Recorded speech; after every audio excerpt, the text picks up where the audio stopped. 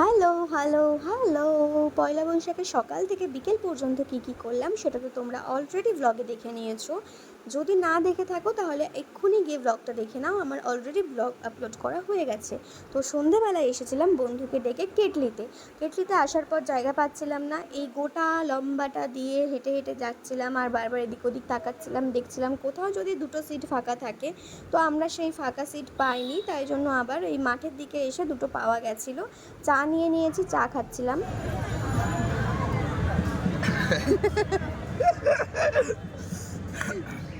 Guys আমার বন্ধু, এটাকেই বলে আসল বন্ধু।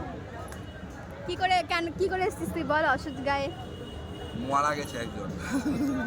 ওর নিজের জেঠু মারা গেছে, ওর অসুখ, তাও আমি জোর করে বলেছি আজকে আমাকে ঘুরতে নিয়ে যেতেই হবে। তোমরা তো শুনতেই পেলে যে আমার বন্ধুর অসুখ থাকা সত্ত্বেও সে এসেছে, আমাকে নিয়ে বেরিয়েছে। এটাতে আমি ধন্য হয়ে গেছি। আর এখানে আমাকে বলছিল চড়ক দেখবি কি না, তো আমি বললাম যে না, বাড়ির দিকে যাওয়া যাক। এখানে আবার আর একটা জায়গায় চড়ক হচ্ছিলো, এখানে হালকা গাড়িটা স্লো করে দিয়েছে। আমাকে বললো দাঁড়াবো, কী রে দাঁড়াবি, এরকম বারবার বলছিলো, যেহেতু আমি চড়ক দেখিনি আগের দিন সেই জন্য। তো আমি বললাম যে না, এখনও তো শুরুই হয়নি, এবার শুরু হতে অনেক সময় লাগবে, তখন অলরেডি 8:30 বাজে, বাড়ি যেতে অনেক রাত হয়ে যাবে। আর যেহেতু আমি বাড়িতে আসিনি, মায়ের বান্ধবী বাড়িতে এসেছিলাম, মানে দিদুন বাড়িতে এসেছিলাম, তো সেই জন্য আমি ওকে বললাম যে দাঁড়াতে হবে না, চল। রাস্তায় যেতে যেতে তো এমনি গল্প টল্প করছিলামই। আর দেখো, যেহেতু পয়লা বৈশাখের দিন ছিল, কি পরিমাণ রাস্তায় ভিড়, প্রচণ্ড ভিড় ছিল, জ্যাম ছিল, অনেক কিছু ছিল। তারপর আমি আবার ওকে বললাম যে আমাকে যেখান থেকেই হোক এটিএম খুঁজে দে, আমার এটিএম দরকার।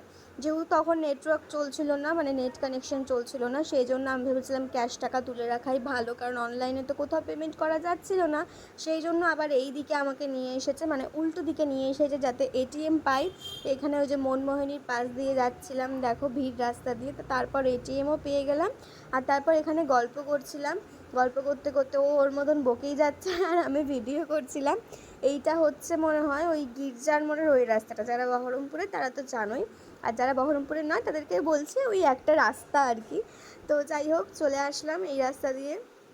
তারপর আমি ওকে, মানে ও আমাকে গল্প করছিল যে ওকে নাকি ইনস্টাগ্রামে কেউ মেসেজ করে জিজ্ঞাসা করেছে তুমি পূর্বাদি কে হও। তারপর ওকে অনেক ফোন করে ডিস্টার্ব করেছে, সেই গল্পগুলোই শুনছিলাম। তো আমার বক্তব্য হচ্ছে, আমি তো তোমাদের সবসময় বলে দিই যে এটা আমার বন্ধু, তোমরা না ওকে ডিস্টার্ব করো না। তো যাই হোক, এখানে আমি ওকে নামিয়ে দিতে বললাম, চলো টাটা, বাই বাই।